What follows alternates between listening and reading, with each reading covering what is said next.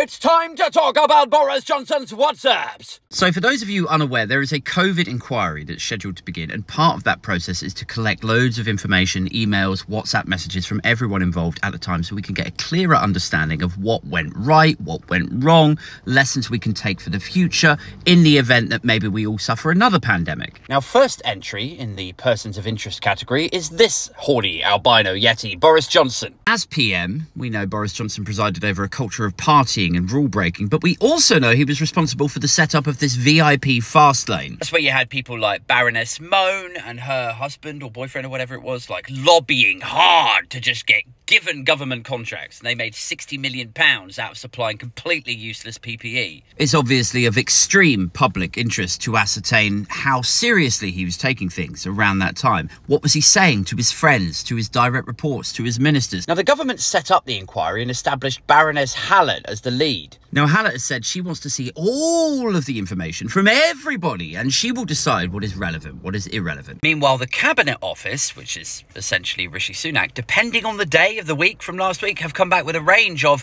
we don't have all of the information, we do have the information, but we're going to heavily redact it, we do have the information, but some of it is irrelevant, so we're not going to give it to you, and actually we have all of the information, but we refuse to give it to you, and we will take you to fucking court rather than show this to you. That, to me, and most people with brains, suggests that there is something incredibly damning in these WhatsApp messages that Rishi Sunak really does not want getting out. And even if you weren't convinced that was the case just by Sunak's conduct, we can safely conclude that that definitely is the case purely by Boris Johnson's transparency and candour here. Because while Sunak is willing to go to court to prevent the publication of these messages, Johnson has circumvented the Cabinet Office entirely and handed over full unredacted versions of the messages himself. Now, this might be the first time Johnson's ever been open and honest about anything in his entire fucking life. So it begs the question, what is it that he's so desperate to get out there, you know, and have it publicised that would ruin or just embarrass